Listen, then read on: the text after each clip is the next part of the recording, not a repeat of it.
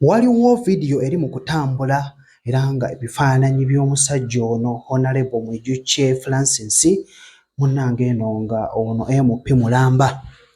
Waliwo akatambi akali mu kutambula kano akatambi ka buseegu nga kalaga omusajja ono nga yeebase era nga bw'ogezaako okulaba akatono awo kw'olabye ng'ali mu katambi k'obuseegu era bw'oba obadde otunudde nga munnaaye nno kasompyoke ng'abaana era bwe bali mu kubeera nga babyogera, naawe vidiyo ojja kugyerabirako olabe ekituufu oba kyekituufu okusinziira bw'onoolaba.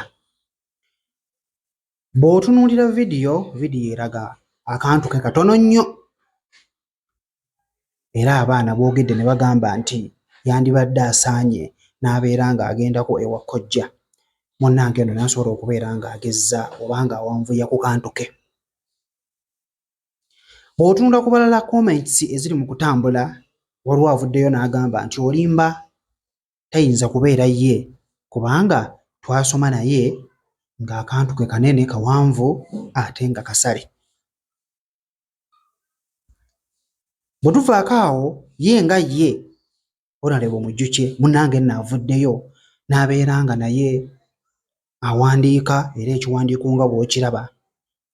N'avaayo n'agamba nti ebiri mu kutambula ku social media byonna mbiraba naye nga abirivyu obuyinza bulungi nnyo n'agamba nti byali mu kulaba si bye bituufu.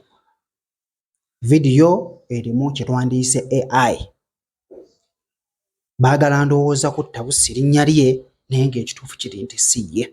So vidiyo eri mu kubeera ng'etambula ku social media, buli omu yeebuuza nange kampe, buli omu ayagala kukonfaaminga kulaba oba kituufu ye oba AI.